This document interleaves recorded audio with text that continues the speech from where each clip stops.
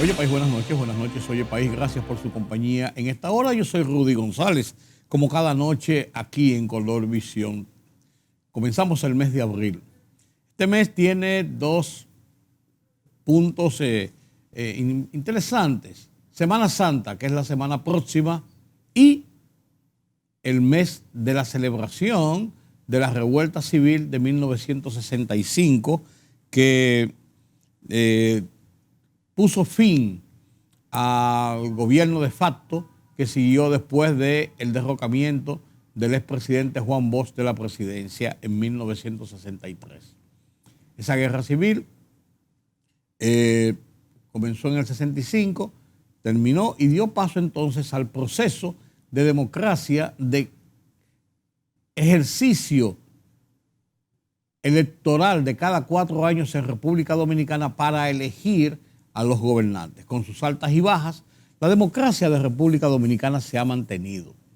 Y se ha mantenido con situaciones de tensión, situaciones de presión, situaciones de quejas, de críticas y hasta de momentos de temores de que se rompa ese ejercicio de la democracia.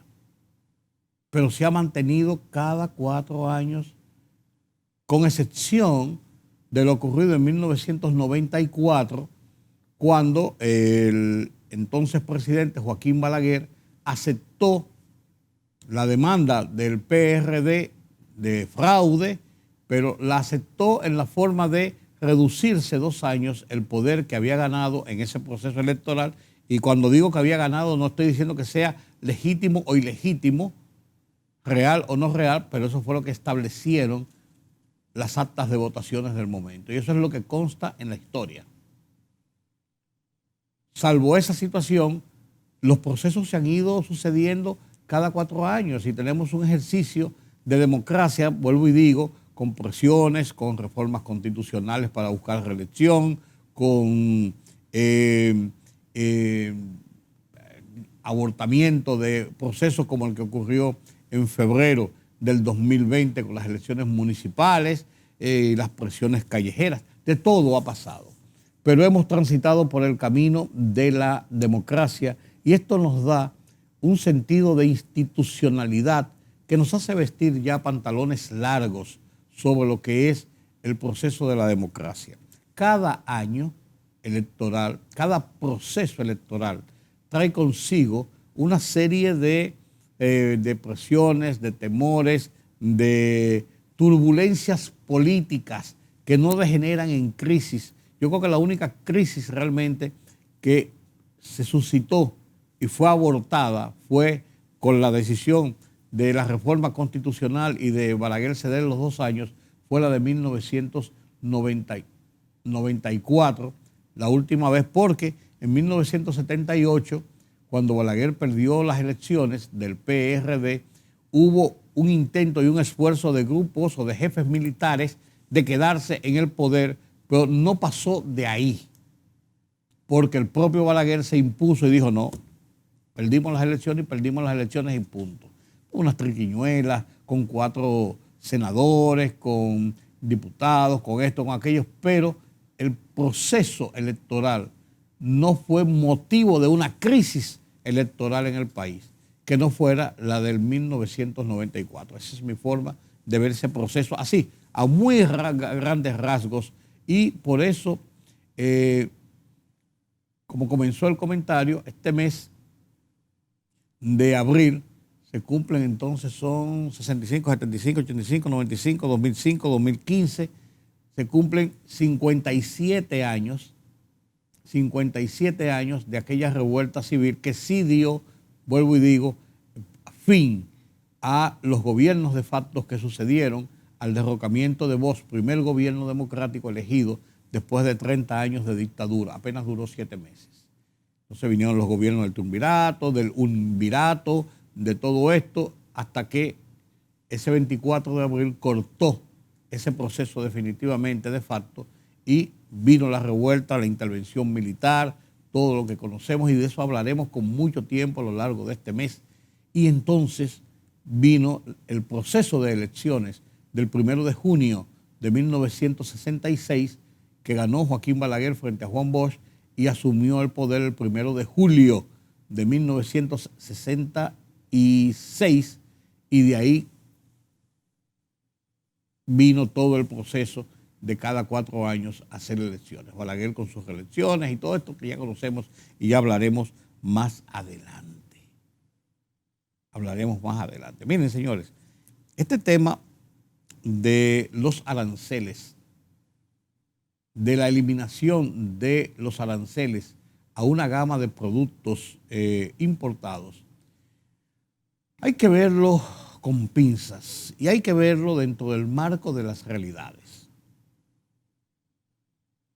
Yo creo, hasta prueba en contrario, que el presidente Luis Abinader está en el mejor camino de las mejores buenas intenciones en tratar de ayudar a conjurar el tema de la inflación conjuntamente con el peligroso tema social que implica alza de precios en alimentos y productos básicos de consumo diario. Se llama de la canasta familiar de consumo diario, diría yo.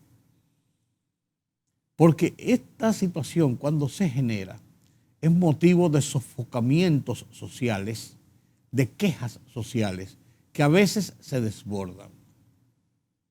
A lo largo de la pandemia, 2 años, en República Dominicana no sufrimos escasez de productos básicos, por lo menos de alimentación. Hubo aumentos de precios en varias ocasiones, motivos varios, pero hubo alzas de precios. Ahora con el tema de la guerra, en medio del intento de recuperación del mundo, de recuperación de la economía de cada país en forma individual, cada país está tratando de hacer sus ajustes y en ese entorno viene la guerra, la ocupación rusa a Ucrania y todo lo que esto ha provocado en el mundo, el sobresalto que ha provocado en el mundo, empujando principalmente precios de materias primas como el petróleo en un vaivén que uno no sabe a dónde va a llegar y cómo puede llegar y qué consecuencias puede tener, pero también de materias primas importantes y trascendentes, además de alimentos, de materias primas de alimentos, como es la soya, el trigo, el maíz, por ejemplo, y después de una gama muy amplia de alimentos. Se provoca aumento en los precios del transporte y los fletes, por ende, con los problemas de inflación que están sufriendo algunas naciones, como el caso de República Dominicana, aumentos de precios acogotan la economía popular. Entonces el gobierno, buscando salidas para enfrentar esta situación, hay que reconocérselo al gobierno de Luis Abinader y al propio Luis Abinader en persona. Ha buscado medidas y una de las medidas que por donde se ha ido es de establecer tasa cero de aranceles para la importación de una gama de 67 productos básicos. Esto lógicamente provocó expectativas en los productores nacionales, de que si le permiten importar, y la mayoría de las cosas importadas que llegan al país, de los alimentos importados que llegan al país, la mayoría de ellos son más baratos porque vienen con subsidios y son más baratos que los que se producen en República Dominicana, porque en República Dominicana los costos de producción son muy altos por los aranceles, por el transporte, por lo principal, además del costo de la producción, es cómo llega al consumidor por la burocracia del trámite de los intermediarios que se llevan una tajada altísima en este sentido.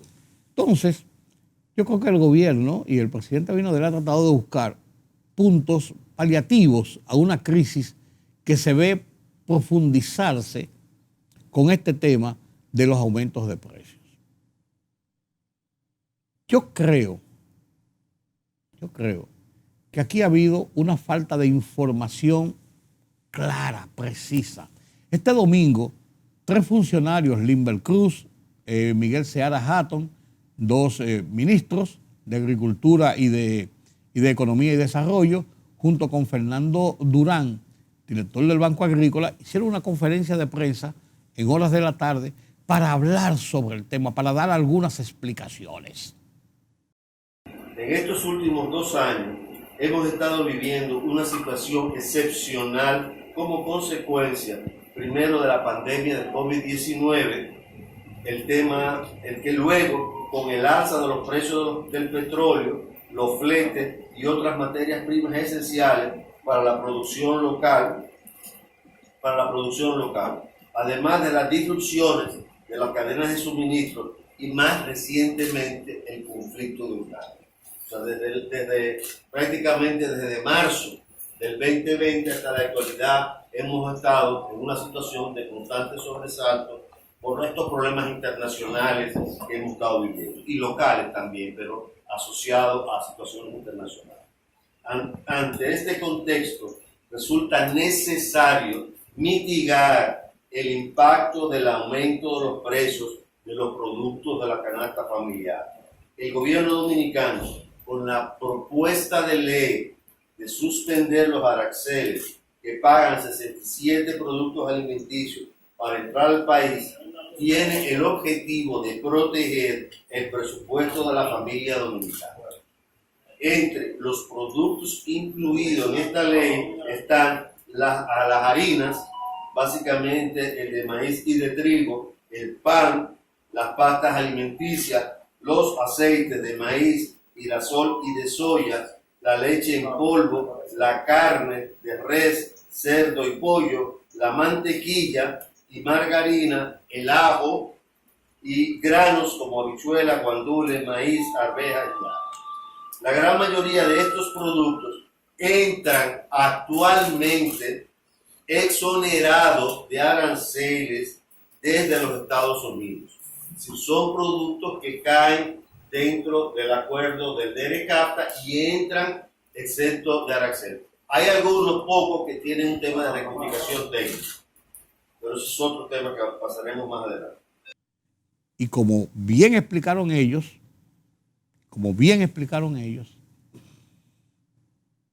el propósito no es ni diezmar la producción nacional, como es lógico, ni provocar mayores problemas, sino con el esfuerzo de todos poder evitar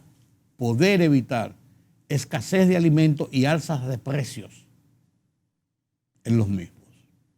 Y esto obedece a una lógica. Ahora, yo creo que las explicaciones llegaron un poco tarde, porque ya se generó un movimiento desde las organizaciones de productores del país en contra de esta medida. 1. 2, porque el manejo congresual ha sido tumultuoso y torpe también para la aprobación de este proyecto. Y ha dado mucho de qué hablar. O sea, ahí ha habido poca habilidad política de cómo manejar el tema. Bueno, pero ya está dado la situación. Ahora, ¿qué hay que hacer? Señores, tenemos que evitar el aumento de precios de los alimentos.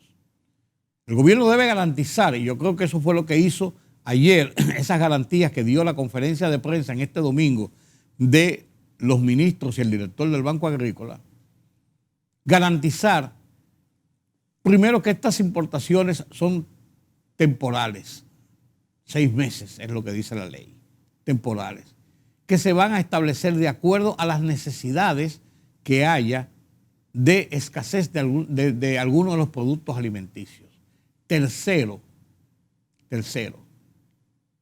que conjuntamente con esto hay un apoyo al productor nacional para evitar que esto merme su producción. Son puntos elementales y son puntos básicos que debieron explicarse en su momento, pero bien, ya no se hicieron. Bueno, esa es la respuesta. Pero yo me atrevo a hacer otra propuesta. Señores, entre el productor nacional y el consumidor final hay una franja de este tamaño, de dinero, de costo, que no se compadece. y el gobierno, la autoridad, tiene en algún momento que buscar las formas de estrechar esos márgenes. No puede ser que la gran ganancia del productor que se faja en el campo entre el consumidor, que a final de cuentas es quien paga por esos productos, sea tan grande por una intermediación. Eso hay que regularlo. Ellos hacen un trabajo de intermediación, pero hay que regularlo. Esas cadenas de intermediación tienen que tener costos reales, asequibles a la situación de crisis que vive el país y a la situación de mercado, a la situación de la realidad de la economía de la República Dominicana. Y creo que debe ser así.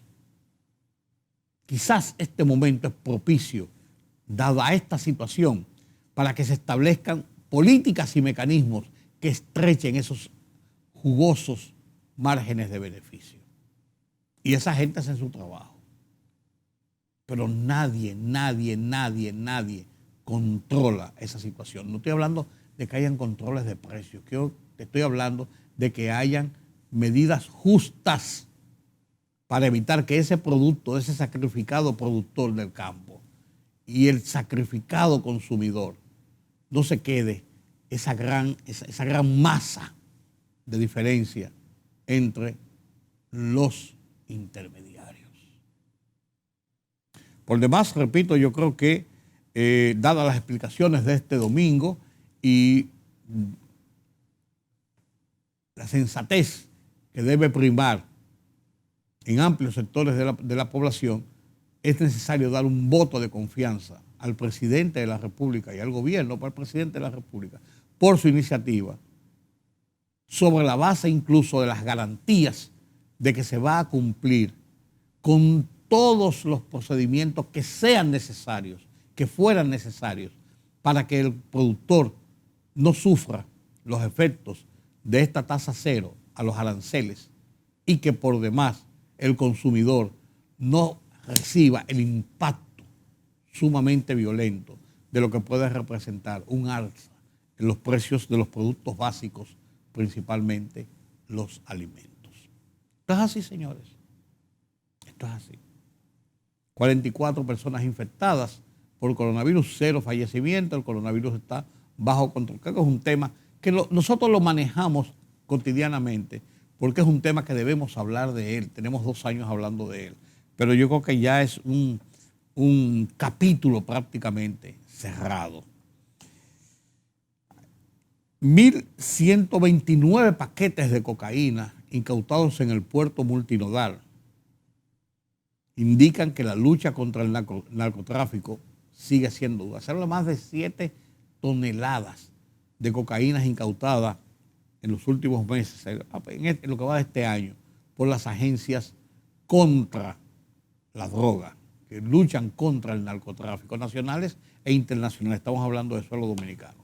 Este cargamento que iba disfrazado en un furgón de cargamento de zapatos que venía de Sudamérica y que tenía como destino los Países Bajos, Rotterdam, el puerto de Rotterdam, en los Países Bajos, fue descubierto por labores de inteligencia y el equipo de rayos X ahí en el cuerpo multinodal.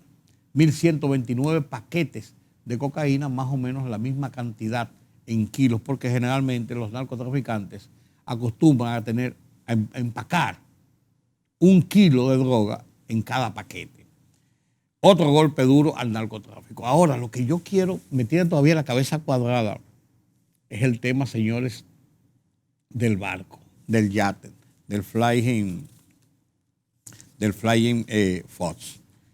¿Qué ocurre, acontece y viene a ser? Después de los allanamientos del viernes al barco, con las autoridades, con todo esto, pedido por el Departamento de Justicia de los Estados Unidos, por el Homeland Security de los Estados Unidos, que es la cabeza central de los servicios de seguridad nacional en los Estados Unidos. Uno se pregunta, ¿realmente qué es lo que hay detrás de esto? Hoy trae la prensa la información de que en España se incautaron las autoridades norteamericanas de otro yate de lujo, propiedad de un magnate ruso también. En este caso, El yate es propiedad de Dmitry Kamenchik, que es nada más y nada menos que uno de los grandes millonarios de Rusia. Incluso es el dueño del aeropuerto de Moscú, un aeropuerto privado, y es un hombre que tuvo incluso serios problemas con la autoridad rusa, y en 2016 fue arrestado y condenado por un tema de evasión impositiva, por un tema de corrupción, un tema muy duro. Entonces este hombre, ese yate, él es su propietario, pero es un yate que se renta a turistas, muy caro, millones de dólares por una semana para pasearse por cualquier parte del mundo. Pero quedan muchos interrogantes todavía. Bueno, uno de los interrogantes más o menos lo respondió la presidencia sobre la base de la visita del 21 de marzo del ministro de la presidencia, Lisandro Macarrulla, al yate, anclado en el muelle de Sanssouci. Yate que ya tiene un mes en República Dominicana, en costas dominicanas, primero en La Romana, después viajó a Sanssouci, supuestamente para abastecerse de combustible, de alimentos y eso para seguir su viaje. Pero aquí fue interceptado, dejado ahí en puerto sin que se diera ninguna explicación y el barco parado ahí. Y mientras tanto nadie ha dicho qué ha pasado con los turistas que estaban a bordo de ese yate, ni qué es lo que buscan, ni qué es lo que han encontrado. Se habla de una investigación de lavado de activos.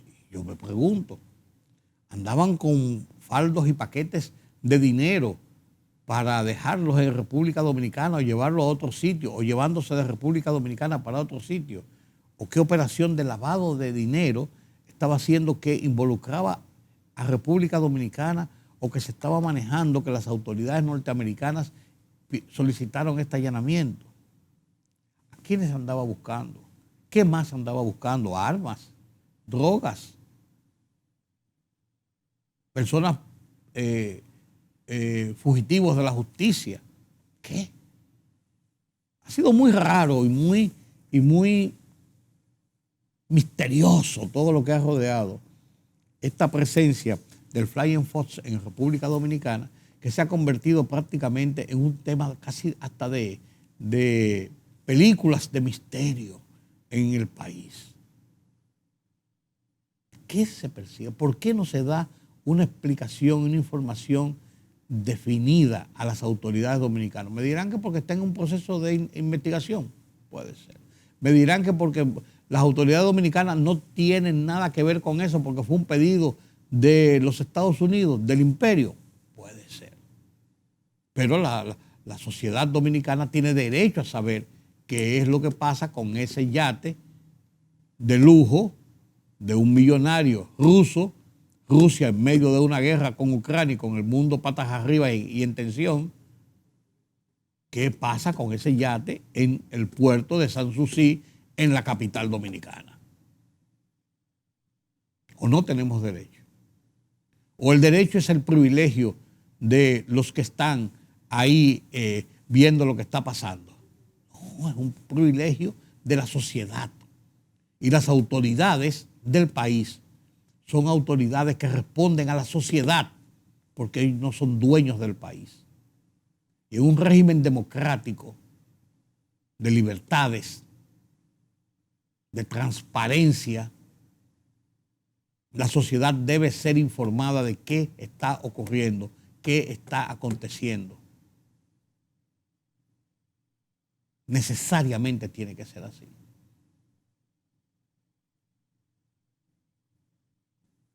Pero a veces cuando el imperio está de por medio, la gente tiene un temor y un terror que a veces uno dice, ¿pero y qué pasó?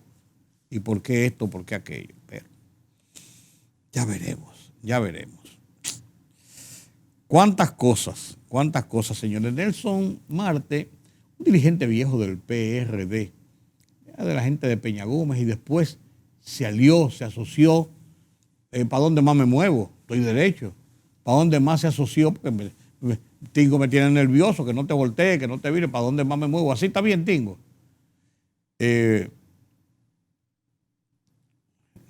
Nelson Marte. En sus últimos tiempos del PRD fue un hombre de la entera confianza de la tendencia de Milagros Ortiz Bosch en el partido. Y después del PRD saltó hacia el PRM como los que integran el PRM, que son de un salto del PRD a ese partido para la conformación de ese partido. Lo que ha pasado con la Fuerza del Pueblo y el PLD es exactamente lo mismo. No hay ninguna diferencia. Con la diferencia de que Leonel Fernández entiende que si el PRM logró ganar la presidencia después de haberse transfundido hacia el PRM desde el PRD, ellos desde el PLD y formando la Fuerza del Pueblo también pueden lograr lo mismo. La historia es tan similar, pero una cosa es con guitarra y otra cosa es con violín. Bueno, pues Nelson Marte fue nombrado director de Radio y Televisión Dominicana al inicio del gobierno. Al inicio del gobierno de Luis Abinader en agosto del 2020, cuando asumió el poder. Él ha tenido problemas de salud y últimamente fue operado, un problema de corazón, y fue operado y estaba prácticamente en licencia, y este fin de semana él envió una carta que se hizo pública dimitiendo del cargo por prescripciones médicas, que los médicos le habían ordenado dejar todas esas atribuciones que le provocan tantas tensiones y le demandan tanto tiempo de su trabajo para hacer cosas más ligeras y más suaves, y por eso renunció del cargo. Desde hacía días se andaba diciendo que lo iban a sustituir, que él iba a renunciar, que él estaba mal, que no estaba mal, que sé yo cuánto, y finalmente en el fin de semana se dio a conocer la información.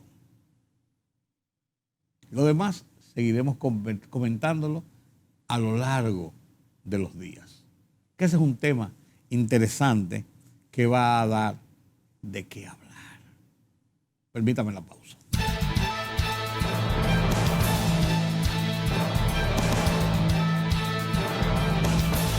El Ministerio de Salud Pública reportó este lunes 44 nuevos casos de COVID-19 y ningún deceso. Debido a la pandemia, la cifra de muertes en República Dominicana se mantiene en 4.375. El Boletín de Salud Pública indica que hay confirmados 155 casos activos, mientras que 578.253 personas se han contagiado de la enfermedad desde la llegada del coronavirus. De ellos, 573.723 se han recuperado. El presidente de la República, Luis Abinader, felicitó hoy a su homólogo electo el día de ayer, Rodrigo Chávez, en Costa Rica, a través de un mensaje en su cuenta de la red social de Twitter. Abinader extendió sus felicitaciones al pueblo costarricense por el ejercicio democrático efectuado en las elecciones pasadas.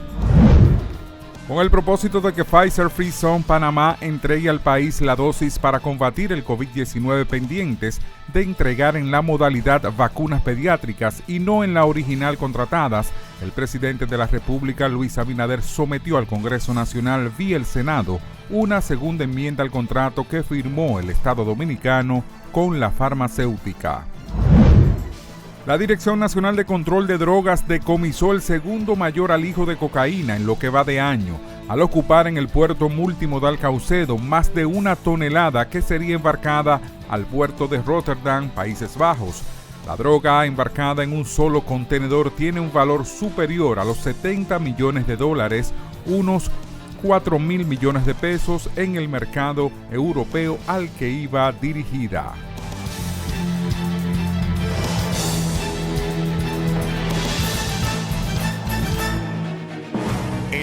De la tarde, plural, objetivo, democrático, la verdad siempre.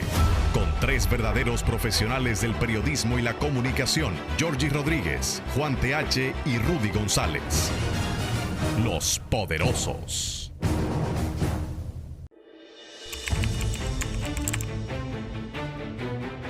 Periodismo de investigación, columnas, opinión, análisis, reportajes de fondo. Hora por hora, una completa plataforma multimedia. Periodismo con valor. Noticias horaporhora.com.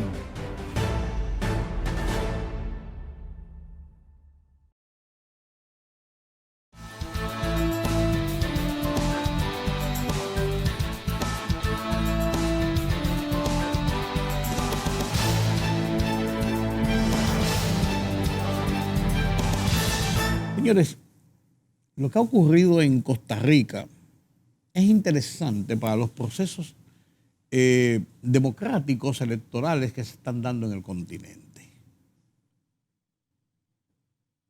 La imposición de Daniel Ortega en Nicaragua para seguir en el poder, en un poder cuasi dictatorial en el que metieron preso a la oposición, los han condenado, una cosa terrible, de un hombre que luchó contra la tiranía y contra la dictadura de los Somoza cuando estaba en el Frente Sandinista de Liberación Nacional, incluso que ha exiliado, sacado del país a gran parte de esos líderes de la revolución sandinista. Bueno, cuando vemos eso,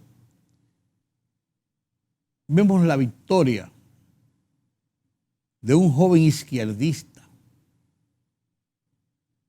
que tuvo hasta sus conflictos, Boric, con 30 y tantos años, ganar la presidencia de Chile, uno de los países sólidos de los últimos tiempos, en sus procesos de democracia, en sus procesos de alternabilidad en el poder, de los procesos de lucha por la subsistencia económica.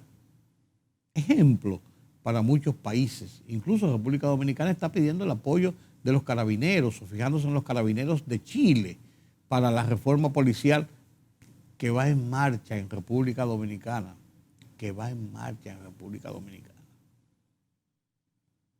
Cuando vemos como Pedro Castillo, de la nada, un hombre del campo, que no sabe lo que es el gobierno, el Estado, ni cómo se maneja un gabinete, ganó el poder en el Perú, en un país tan politizado y de tanta discusión política. Y ahí anda dando tumbos de que si lo sacan del poder o no vuelve al poder, o si vuelve al poder. Entonces, Rodrigo Chávez, un hombre de la derecha, que en las primeras encuestas y en la primera vuelta no era de los favoritos ni quedó dentro de los favoritos, ¿cómo logra concertar alguna suerte no de coalición, sino de apoyo de las derechas y los más conservadores, y le da un giro a la situación política en Costa Rica? Rodrigo Chávez gana con un 52.9% de las elecciones, derrotando a José Figueres, el hijo de Pepe Figueres, el gran político latinoamericano de mucha recordación y respeto en República Dominicana por lo que hizo en favor de las luchas contra la dictadura de Trujillo para los dominicanos. Pepe Figueres hijo, quien había sido, José Figueres, quien había sido ya presidente de Costa Rica, y es un hombre más de centroizquierda, centroizquierda, y da paso, después de que termina en los próximos días el presidente Álvaro Quesada, terminará un hombre de centroizquierda también, y vuelve ese giro hacia la derecha con Rodrigo Chávez. Un hombre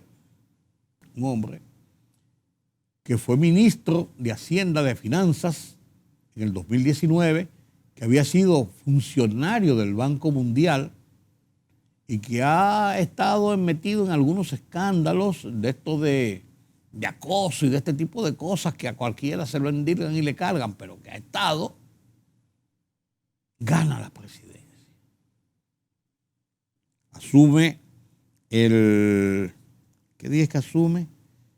Es un hombre de 60 años, el 8 de mayo debe asumir como presidente número 49 de Costa Rica.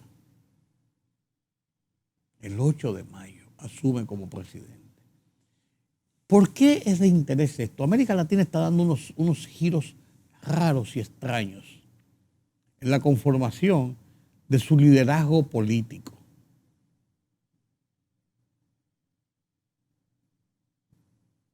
¿Por qué? Nos interesa también este caso, porque República Dominicana ha iniciado un proceso de consolidación, conformación y consolidación de un núcleo al más alto nivel, a nivel presidencial, en la búsqueda de objetivos comunes en favor de la economía y de los procesos democráticos en esta región centroamericana y del Caribe, y por qué no, de irradiar esa situación hacia el resto de América Latina. El presidente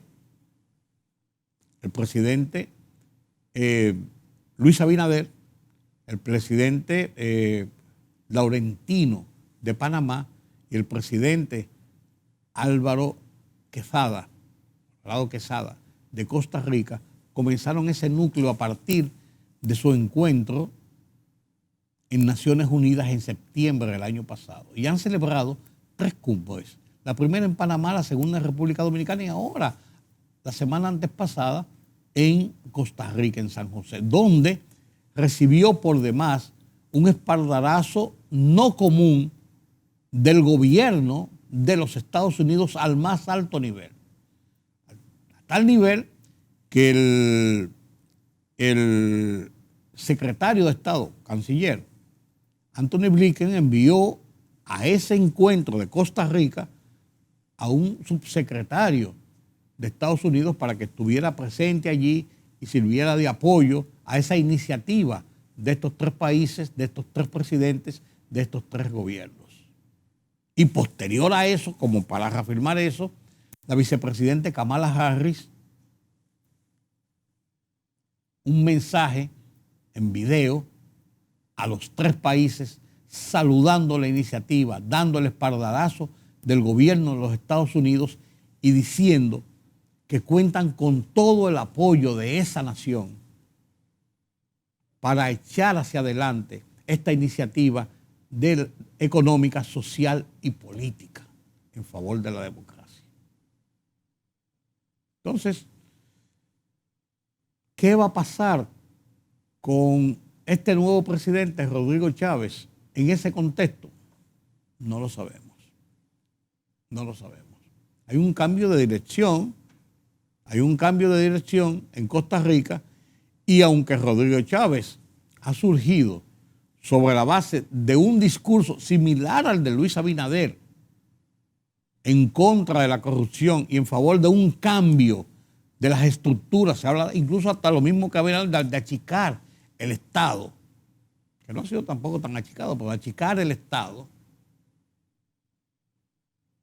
Es posible que hayan algunos puntos de coincidencia, pero la forma como reemplaza a Álvaro Quesada, viniendo de un apoyo del centro izquierda que tenía Figueres y del que representaba Álvaro Quesada, hacia la derecha que representa a Rodrigo Chávez, uno todavía se queda con las expectativas de ver cómo esto va a influir en un proceso tan interesante y tan auspicioso como ese que han iniciado Panamá, República Dominicana y Costa Rica, en la cabeza de sus presidentes. Interesante, señores, interesante. Es como lo que pasa en el mundo. Corea, allá enclavada en el oriente, después de sus angustias con todos los procesos con Corea del Norte, Corea del Sur, florece cada vez más y se ha consolidado como uno de los verdaderos tigres asiáticos. Y uno ve cómo hacia Occidente Corea se proyecta como un verdadero monstruo económico. pero también con mucha influencia exitosa en lo cultural, en las películas, en las novelas coreanas, en la música, en la belleza, en una serie de acciones y de accionares que realmente potencian lo que es Corea del Sur hoy. Este reportaje de Moisés Naim nos explica claramente esto que les comentaba anteriormente. Comparto con ustedes el reportaje de Moisés Naim desde su programa Efecto Naim en Washington, D.C. Corea, éxito cultural, político, de belleza y hasta de música. A continuación.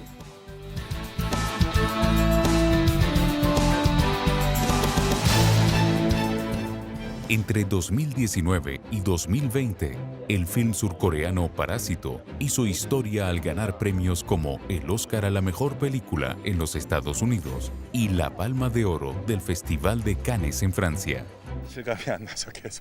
Seguimos tocándolo porque francamente nos seguimos preguntando, ¿esto está realmente pasando? El triunfo de Parásito es otra muestra de que el Hallyu sigue más vivo que nunca.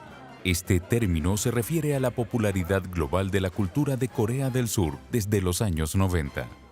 Impulsado por la Internet, el llamado K-pop fue el primer fenómeno cultural coreano que logró cautivar audiencias desde Italia hasta Argentina. Hablamos al respecto con Dafna Sur, directora del Centro de Estudios de Asia Oriental de la Universidad de Stanford.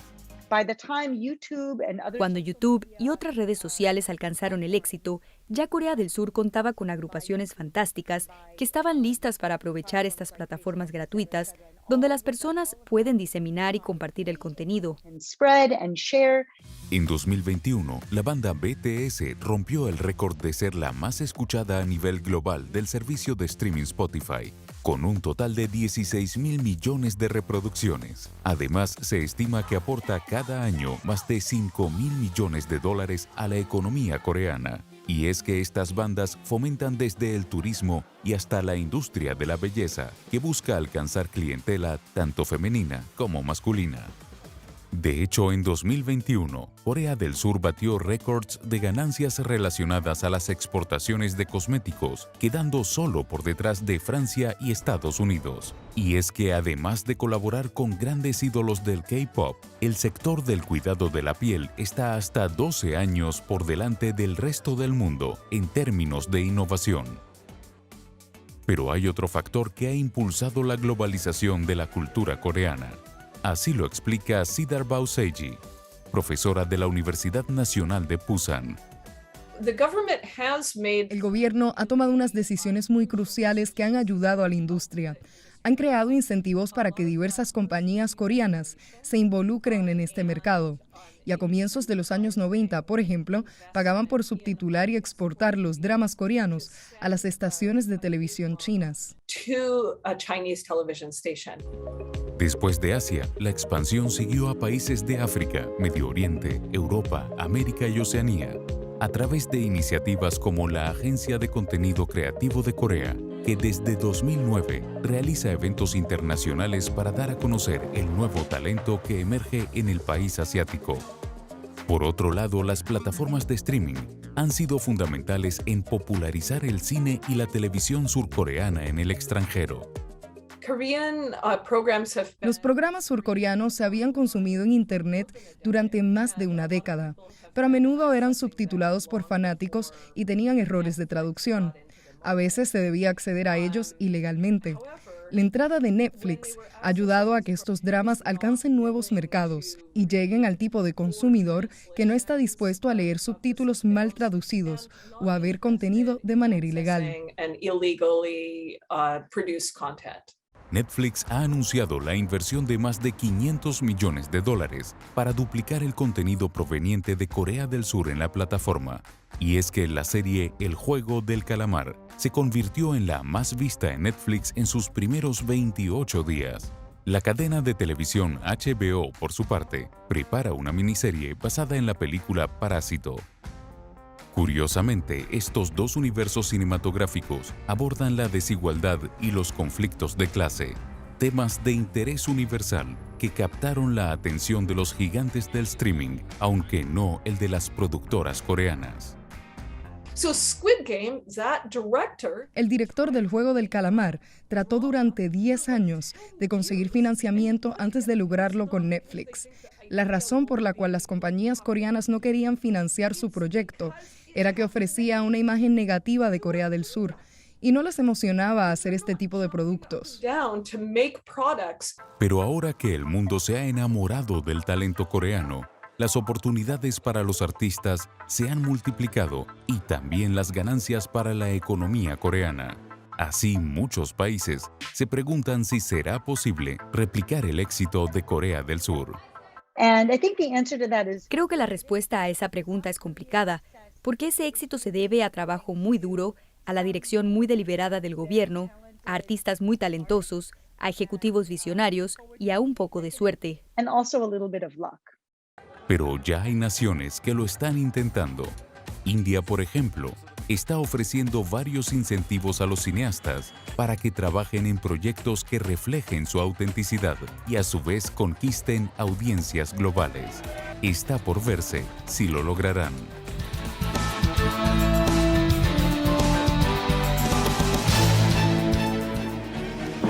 El rumbo de la tarde, plural, objetivo, democrático, la verdad siempre.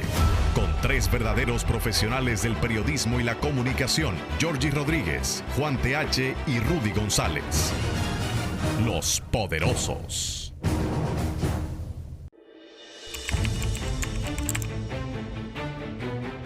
Periodismo de investigación, columnas, opinión, análisis, reportajes de fondo, hora por hora, una completa plataforma multimedia. Periodismo con valor. Noticias horapor-hora.com.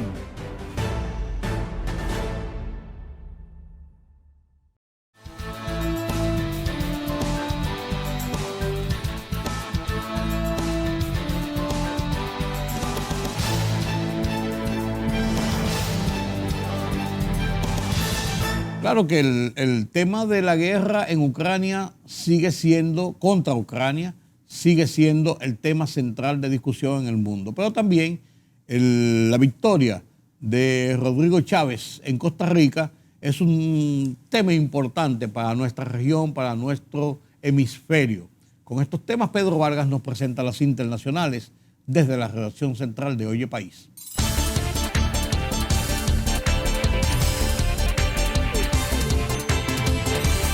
El economista y exfuncionario del Banco Mundial Rodrigo Chávez resultó electo este domingo como el presidente 49 en la historia de Costa Rica, tras una campaña en la que prometió un cambio y luchar contra la corrupción y en la que se vio envuelto en una polémica por casos de acoso sexual y por supuestas estructuras paralelas de financiamiento. Chávez, del joven Partido Progreso Social Democrático del centro derecha, obtuvo el 52.9% de los votos para derrotar al expresidente José María Figueres del tradicional Partido Liberación Nacional. La Unión Europea va a avanzar con carácter de urgencia en la preparación de nuevas sanciones contra Rusia tras las atrocidades que condena en los términos más enérgicos cometidas por las Fuerzas Armadas rusas en varias ciudades ucranianas ocupadas y que ahora han sido liberadas. El secretario general de la Organización del Tratado del Atlántico Norte, Jens Stoltenberg, dijo que las imágenes que salen de Bucha, Ucrania, luego de la retirada de los soldados rusos, muestran una brutalidad contra civiles que no hemos visto en Europa en décadas. Stoltenberg declaró al programa State of the Union de la cadena CNN que es absolutamente inaceptable que los civiles sean atacados y asesinados y que es responsabilidad del presidente ruso, Vladimir Putin, detener la guerra. Diversas organizaciones sindicales, populares y feministas haitianas protestaron este domingo en Puerto Príncipe para exigir el respeto de los derechos de las mujeres y las niñas con motivo de la conmemoración del Día Nacional del Movimiento Femenino. Durante un plantón en la Plaza Carrefour del aeropuerto de la capital, Los manifestantes denunciaron la violencia sistemática contra las mujeres, que incluye acoso sexual, feminicidios, violaciones y palizas.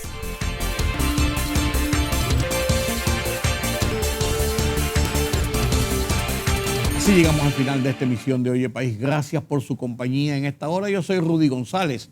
Nos vemos mañana nueva vez aquí en Color Visión a esta misma hora. Pasen un feliz resto de la noche.